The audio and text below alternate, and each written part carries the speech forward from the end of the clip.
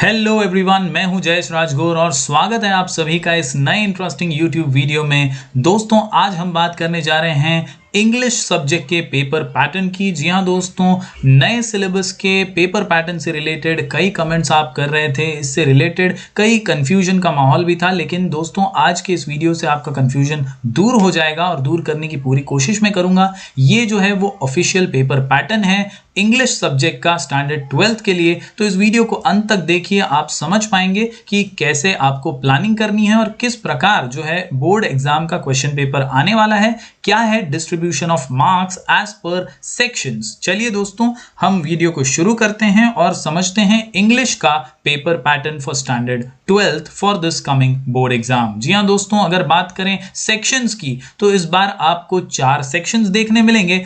पिछली बार 11th standard से ही ये पेपर पैटर्न जो है अडॉप्ट कर लिया गया था। 12th स्टैंडर्ड का ये ओवरऑल इवैल्यूएशन 80 मार्क्स का, और आप देख सकते हैं 4 सेक्शंस यहाँ पर दिए गए हैं। दोस्तों, अगर मैं 4 सेक्शंस की बात करूं तो आप देख सकते हैं कि यहाँ पर पहला सेक्शन जो है ये प्रोज सेक्शन है जो 34 मार्क्स कैरी करेगा। इसके अलावा पोएट्री सेक्शन 14 मार्क्स। इसके अलावा राइटिंग स्किल्स की बात करें तो ये 16 मार्क्स। मैं सिर्फ मार्क्स विदाउट ऑप्शन की बात कर रहा हूं दोस्तों। और आखिरी जो सेक्शन होगा वो होगा नॉवेल का सेक्शन, और ये भी 16 मार्क्स के लिए होगा। इस प्रकार आपके 80 मार्क्स का पेपर जो है वो सेट किया जाएगा। दोस्तों, फिर एक बार दोहरा दूं, 4 सेक्शंस आपकी इस बोर्ड एग्जाम में आपको नजर आएंगे: प्रोज, पोएट्री, राइटिंग स्किल्स और नॉवेल सेक्शन। जी हाँ दोस्तों, आप आसानी से इस पेपर पैटर्न के जरिए प्रिपरेशन कर सकते हैं, प्लानिंग कर सकते हैं। आप समझ सकते हैं कि कौन से सेक्शन में आप मार्क्स स्कोर कर पाएंगे और आसानी से आप उसके लिए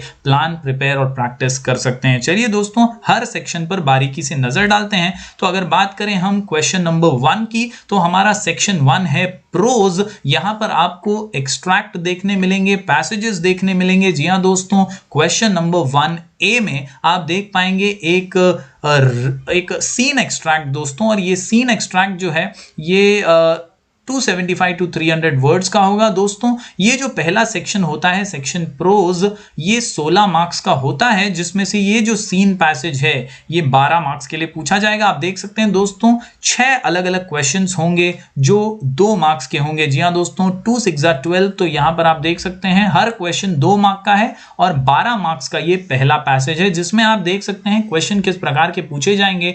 आप देख सकते हैं ग्लोबल अंडरस्टैंडिंग से रिलेटेड क्वेश्चन होगा, पैसेज में से ही आपको इसके आंसर्स मिलेंगे दोस्तों।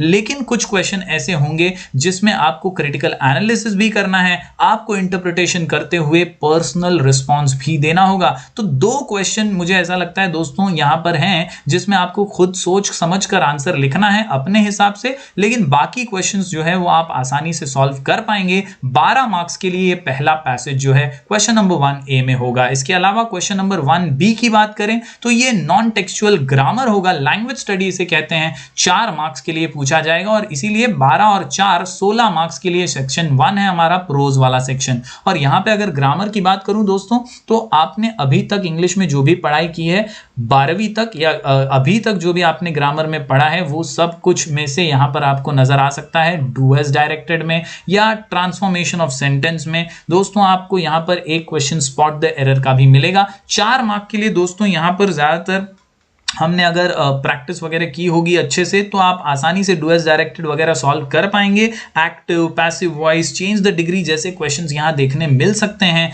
3 मार्क के लिए डू एज डायरेक्टेड या ट्रांसफॉर्मेशन ऑफ सेंटेंस, और 1 मार्क के लिए स्पॉट द एरर। इस प्रकार दोस्तों क्वेश्चन नंबर 1A और B सेक्शन 1 प्रोज कुल मिलाकर के 12 और 4 16 मार्क्स के लिए। बढ़ते हैं दोस्तों आगे, तो यहां पर है आपके सामने क्वेश्चन नंबर 2A, और अगर क्वेश्चन नंबर 2 की बात करूं तो ये 18 मार्क्स के लिए है दोस्तों। और 18 मार्क्स के लिए यहां पर आपको अनसीन एक्सट्रैक्ट सबसे पहले मिलेगा, जो कि फिर एक बार दोस्तों 12 मार्क्स का है। आप देख सकते हैं 6 क्वेश्चंस 2 मार्क्स ईच, जो 12 मार्क्स आपको दे देंगे। Global understanding, complex factual question, फिर एक बार 2 क्वेश्चन ऐसे जिसमें आपको पर्सनल रिस्पॉन्स और क्रिटिकल एनालिसिस करते हुए इंटरप्रिटेशन करना है, और इसके अलावा और 2 क्वेश्चन लैंग्वेज स्टडी और वोकैबुलरी के ऊपर। ये 12 मार्क का अनसीन पैसेज है 2B में दोस्तों आपको समरी राइटिंग मिलेगा 3 मार्क के लिए, और C में माइंड मैपिंग, जहां आपको design using a particular idea या थॉट या कॉन्सेप्ट्स को इलस्ट्रेट करके उसे डेवलप करना होगा, इलस्ट्रेशंस को देखते हुए उसे डेवलप करना होगा। तो ये जो है माइंड मैपिंग, ये भी 3 मार्क्स के लिए होगा। इस प्रकार 12, 3, 15 और यहां पर 3, 18 मार्क्स के लिए क्वेश्चन नंबर 2 है। तो इस प्रकार दोस्तों आसानी से एक सीन पैसेज, एक अनसीन पैसेज और कुछ बेसिक क्वेश्चंस के जरिए आप यहां पर अच्छे से स्कोर करने की प्लानिंग कर सकते हैं। बढ़ते हैं दोस्तों अगले सेक्शन की ओर।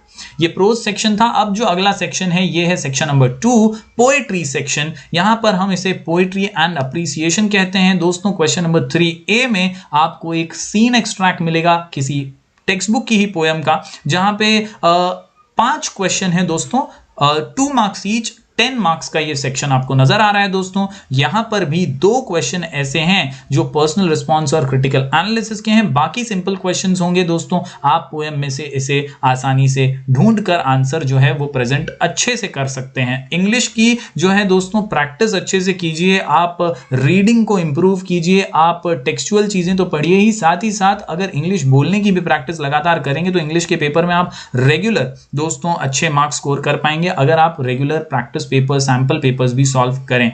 जी हां दोस्तों, बढ़ते हैं आगे। क्वेश्चन नंबर 3B जो है ये अप्रिसिएशन है। आपने 10th स्टैंडर्ड में भी अप्रिसिएशन से जुड़े हुए क्वेश्चंस किए होंगे दोस्तों। यहां पर भी आपको अप्रिसिएशन करना है 4 मार्क्स के लिए। ये जो पोएम होगा यहां पर, ये क्वेश्चन नंबर 3A वाला पोयम नहीं होगा, ये एक अलग सा पोयम होगा, ये आपके टेक्स्ट बुक का ही होगा, लेकिन क्वेश्चन नंबर 3A में जो पोयम होगा उससे अलग होगा ये पोयम, और उसका आपको अप्रिसिएशन करना है 4 मार्क्स के लिए। तो इस प्रकार दोस्तों 10 मार्क आपको यहां पर जो है 3A 3B आप देख सकते हैं, ठीक है, 10 और 4 मार्क्स 3B के लिए। बढ़ते हैं दोस्तों आगे।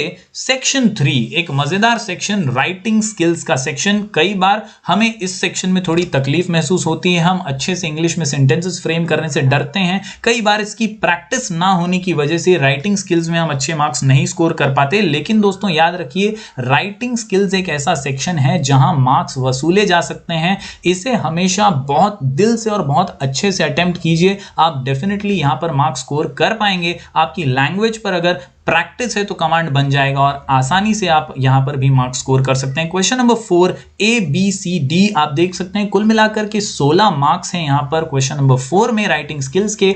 हर क्वेश्चन जो है ये 4 मार्क के लिए है, कुल मिलाकर के 4 क्वेश्चन। दोस्तों यहां पे जो है राइटिंग स्किल्स में इनकी रेगुलर प्रैक्टिस कीजिए दोस्तों। आप question sample papers, practice papers में से निकालिए, और वर्चुअल मैसेज हो गया, ग्रुप डिस्कशन हो गया, स्टेटमेंट ऑफ पर्पस हो गया, या रिपोर्ट राइटिंग, इंटरव्यू क्वेश्चन, ऐसे क्वेश्चन की प्रैक्टिस कीजिए, अभी से कीजिए, ताकि आपका कमांड इस पर बन सके और कोई भी क्वेश्चन अगर बोर्ड एग्जाम में आए इनसे रिलेटेड तो आप अच्छे से कॉन्फिडेंटली आंसर्स लिख पाएं। ईमेल राइटिंग की प्रैक्टिस कीजिए, रिपोर्ट राइटिंग की प्रैक्टिस कीजिए। इसके अलावा स्पीच राइटिंग के कई क्वेश्चंस अवेलेबल हैं दोस्तों, आप स्पीच राइटिंग की प्रैक्टिस कर सकते हैं। कुछ फेमस इवेंट से रिलेटेड स्पीच वगैरह देने की या लिखने की प्रैक्टिस कीजिए, तो आसानी से आप एक्सपांशन ऑफ आइडिया, स्पीच या कंपेयरिंग जैसे क्वेश्चंस में भी मार्क्स हासिल कर पाएंगे। इसके अलावा डी जो क्वेश्चन है इसमें रिव्यू, फिल्म रिव्यू या ब्लॉग राइटिंग या अपील किसी पर्टिकुलर चीज से रिलेटेड आपको करनी होती है। तो यहां पर 4 मार्क्स के 4 क्वेश्चंस हैं दोस्तों, 16 मार्क्स का ये सेक्शन राइटिंग स्किल्स का।